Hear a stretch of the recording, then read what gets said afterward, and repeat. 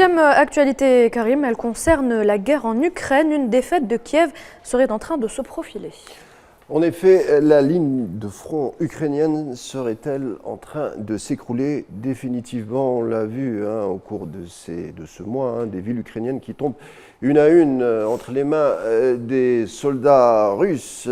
Avdikia, Milotipol, Rabotino, Bakhmout, il faut le savoir, que les soldats russes ont fait une percée de 100 km en l'espace de 7 mois. En fait, le débat n'est plus est-ce que les soldats ukrainiens pourront renverser la vapeur, mais jusqu'où iront les soldats russes? Que vont-ils faire, par exemple, d'Odessa? De quelle manière vont-ils l'encercler? Comment vont-ils se comporter s'ils arrivent à Kiev? Pas un mot, bien entendu, dans la presse occidentale. Eux qui, tambour battant, nous vendaient la contre-offensive ukrainienne. Celle-ci a été repoussée. Alors, c'était une fois au printemps dernier, puis c'était l'été, puis c'était le printemps, et puis c'était au calendrier grec. En tout cas, les faits sont les faits. Il faut savoir que des villes donc ukrainiennes tombent entre les mains des Russes. Et autre chose, on connaît à peu près le nombre de soldats ukrainiens qui seraient tombés au front. 600 000, c'est énorme.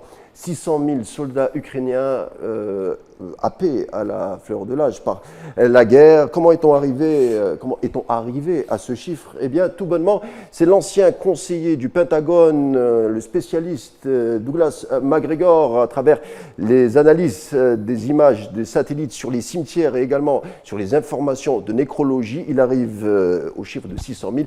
C'est tragiquement dantesque, non seulement pour l'armée ukrainienne, mais également même pour la démographie du pays. Washington essaye de mettre, bien entendu, son échec et son revers en dessous du tapis. Vous allez me dire, mais c'est quoi le rapport avec Washington? Eh bien, tout bonnement, le rapport, c'est le New York Times qui le donne à travers une enquête fouillée qui est sortie l'année dernière. Alors, de quoi s'agit-il?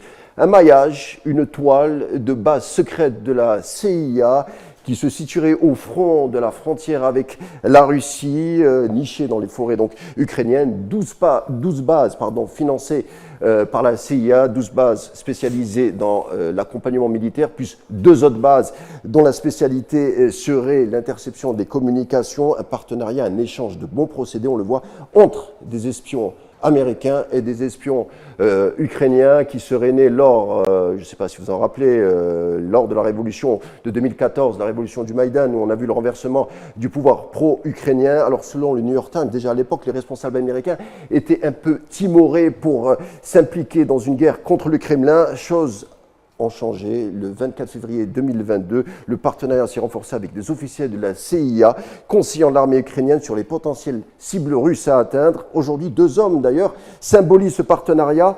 William Burns, qui est l'actuel directeur de la CIA, 10 voyages en Ukraine, le dernier remonte il y a une semaine, dans le but de rassurer les Ukrainiens sur l'éventuel blocage des aides américaines à l'endroit de Kiev. Et puis un second homme, c'est Kirilo Boudanov, chef du renseignement ukrainien. Le New York Times, toujours, nous révèle qu'il a été formé par la CIA, un soldat de l'élite de la fameuse unité 2245, qui a une sinistre réputation, notamment lors des exactions de la population russophone dans le Donbass, si bien que quand ce Kirillov a été blessé, il a été soigné dans une clinique du Maryland et pour être mis sur pied et attaquer le front ukrainien.